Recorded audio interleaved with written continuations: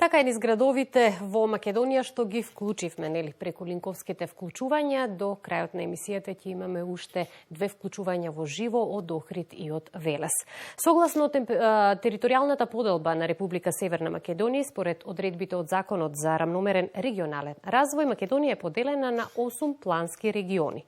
Општините се единици на локалната самоуправа и на административната поделба на Македонија, додека регионите служат за статистички, економски и административни цели. Ние денеска во студиото на програма на градови зборуваме за активностите и проектите на Скопскиот плански регион. Ќе му посакам добар ден и добре дојде на Јане Мицевски, директор на Центарот за развој на Скопскиот плански регион. Како сте?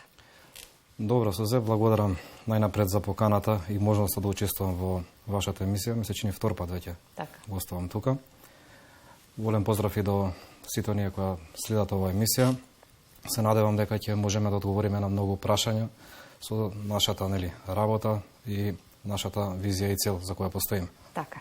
Скопскиот плански регион зафаќа вкупна површина од 1812 километри квадратни или 7% од територијата на Република Македонија, и овој регион опфаќа 17 општини и градот Скопје како посебна единица на локалната самоуправа, односно 10 урбани општини кои се дел од градот Скопје, но и 7 рурални. И сега првото прашање за вовед ќе ми биде: која е основната задача на Центарот за развој на Скопскиот плански регион? Улогата и задачата на Центарот, односно на центрите во државата, е исклучително важна, иако за граѓаните во недостиг на визабилност не е многу препознаена. Меѓутоа, на ваквите емисии имаме можност да појасниме за што се работи. Центарот за развој, конкретно на Скопскиот плански регион, е важен линк кој ги дистрибуира потребите за развој во регионот и е врска помеѓу граѓаните, општините и централната власт. На кој начин тоа го реализираме? Во текот на годината организираме така наречени регионални форуми на заедницата, каде што ги покануваме сите чинители, односно сите општини, бизнис секторот, невладините организации и граѓанските здруженија, каде што преку еден демократски начин, би рекол, имаат можност да партиципираат и односно да аплицираат со проекти кои се од регионално значење, морам да потенцирам.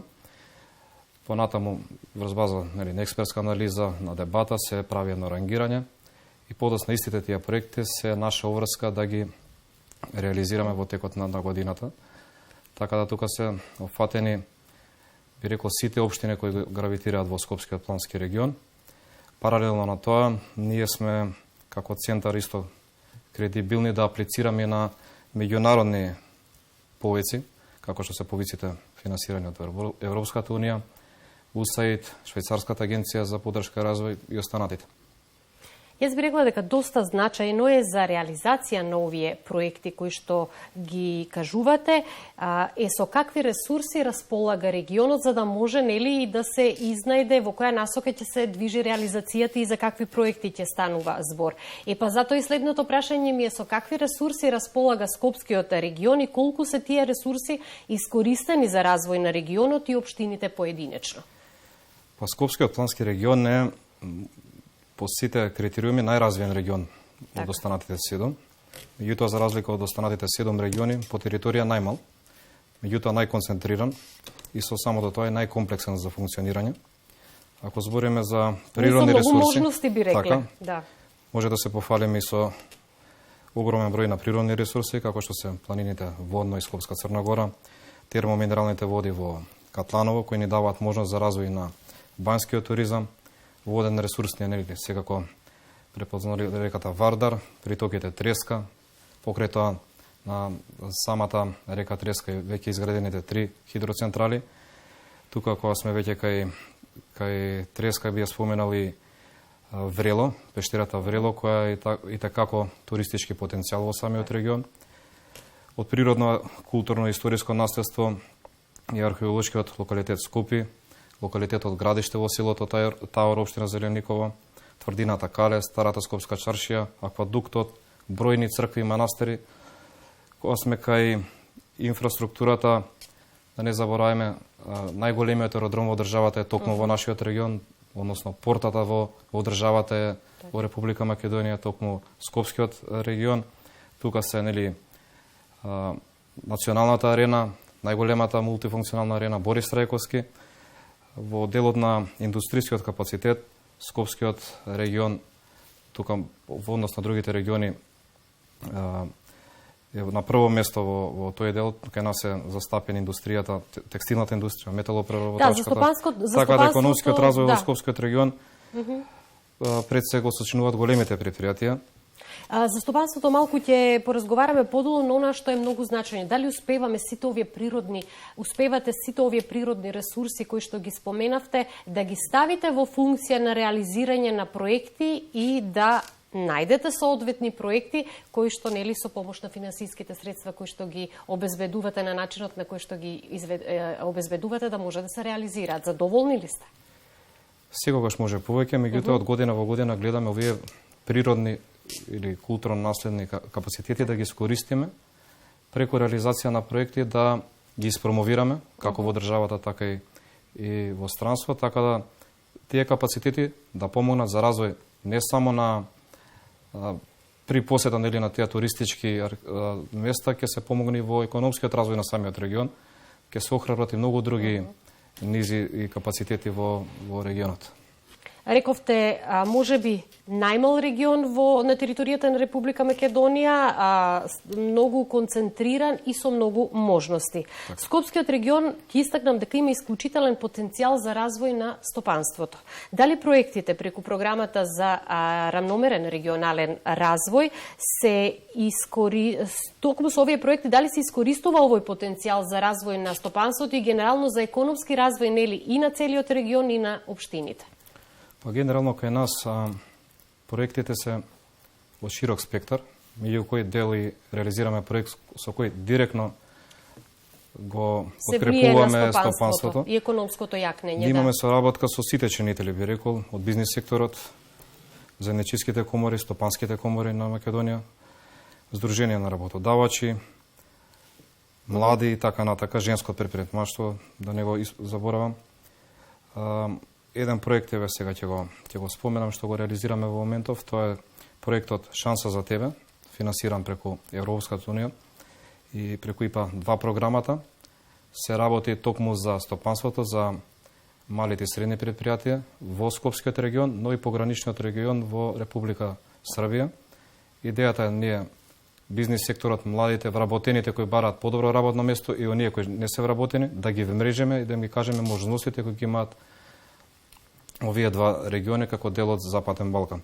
Така да, во делот на инфраструктура исто така, минатата година имавме успешен проект, реконструиравме улица која е во индустријска зона, со што го подобруваме квалитетот и можноста за развиток и на бизнис секторот во тој дел. Тоа беше во општина Илинден, која е општина во сериозен развој. Претходно споменавте мал дел од она на кој начин им помагате на општините, но би сакала малку по-детално како и на кој начин им помагате на општините и кои се вашите цели и приоритети во таа насока? Па вака би рекол, нашата визија е да Скопскиот регион стане препознатлив на мапата на конкурентност во Југоисточна Европа и све со цел во функција на подигање на стандардот на граѓаните кои живеат тука. Мисија ни е заедно со општините и другите чинители да создадеме подобар равномерен развој во самиот регион, затоа што знаете не имаме урбани општини, меѓутоа имаме многу рурални општини. За тој диспаритет да го намалиме, секако тоа ни е главна мисија и визија. Јас за таа цел ќе набројам, пошто прилично се бројни проекти кои што сме ги реализирали изминатиот период, само нема да се навраќам многу, да не должам во интерес на времето. Во делот на животна средина набавивме противпожарно возило за општина Зеленикова, меѓутоа потенцирам може да го користат истото и соседните општини што гравитираат на Зеленикова. Во моментов изработуваме техничка документација со физибилити студија за изградба на центар за компостара кој ги офати општина Центар, Илинден и Газибаба. Инвестираме во фотоволтаици, енергетска ефикасност, во кисела вода, Карпост, Центар, Сопиште, Зелениково, Чучар, Сандево, Чаир, така да во голем број на детски училишта ќе поставиме енергетски ефикасни енергетска ефикасност, поддршка на циркуларната економија преку проект кој предвидува преработка на отпад, иновации, зголемено рециклирање на исклучни текови на отпад. Инвестираме во возила за отпад и канти за смет. Пред малку го спомнав и регионалниот пат Маџари Хиподром Илинден. Дел од тој пат го реализиравме. Исто периодот што следи ќе се рехабилитира улицата Александар Урдаревски, втора фаза. Изградивме дневен центар за лица со интелектуална и телесна попреченост во општина Газибаба. Отворивме центар за работа за талентирани ученици во општина Центар, меѓутоа исто овој проект ги опфаќа учениците од Кисела вода, Центар секако и општина Карпош.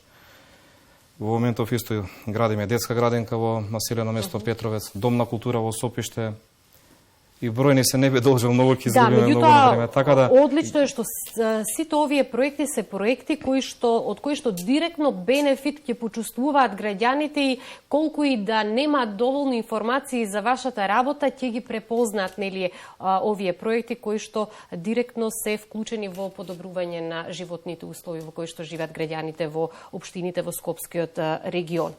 Јас би сакала да истакнам дека преку Центарот за развој на Скопскиот плански регион работите и на промовирање нели на развојот преку иновативни решенија и во индустријата, и во туризмот, и во угостителството, повторно во онаа насока за која што претходно разговараме, препознавање на можностите и ресурсите и нивно искористување за реализација на ваквите проекти.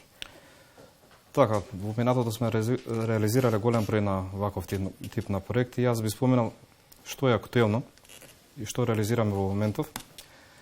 Конзервација и реставрација на калдрама на улица Папуџиска, која е составен дел од старата Скопска чаршија. Ете еден природен, ресурс кој го користиме за да го нели развиеме и спромовираме. Преку овој проект нели се реставрира старата калдрама, истата калдрама автентична ќе се врати на правобитна состојба, меѓутоа во подобар квалитет и реставрирана. Исто така и подобрување на туристичката сигнализација, и инфраструктура во археолошкиот локалитет Градиште, во село Таар, општина Зелениково, преку пристапни патеки, летниковци, канделабри, осветлување, се што е предвидено, урбана опрема, така да и овој локалитет ќе му дадеме поголема пристапност. Кажавме колку се потребни овие проекти за да самата промоција на овие културни наследства што ги поседуваме. Јас би споменал уште еден проект на кој сме особено горди. Тоа е проектот кој го реализираме заедно со општина Ѓорче Петров, е финансирано од Швајцарската агенција за поддршка и развој. Тоа е проектот Приказната продолжива.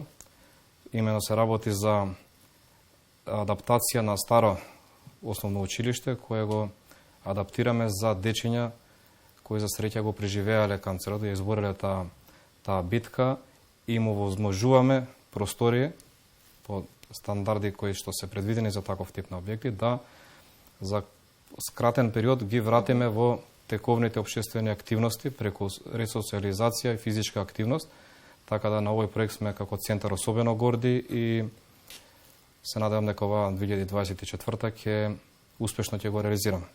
Особено ми е драго што денеска говориме за многу реализирани проекти. Не станува збор за најава дека нешто ќе направите, туку зборувате за конкретни проекти кои што веќе сте ги реализирале.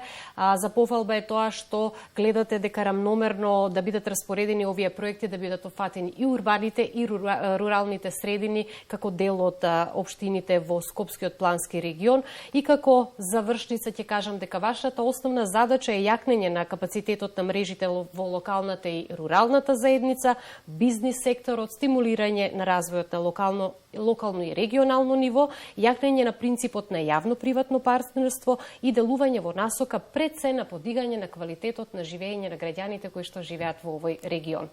Токму така. Јас се надевам дека ќе продолжите со исто, а може би и со позасилено темпо во реализација на овие проекти, се во корист нели на граѓаните и секако во наредна прилика ќе имаме можност да поразговараме повторно за нови реализирани проекти. Вашата порака до нашите граѓани? Нашата порака би била да продолжиме да креираме идеи, да преку тие идеи да нели ги преточиме во проекти, а пред проектите ние како институции задолжени за нивното имплементирање да бидат реалност. Толку би имало да посакам, не би сакал да должам. Ви благодарам многу за гостувањето, ми беше задоволство. Се гледаме во некоја наредна прилика. Благодарам, Сузан.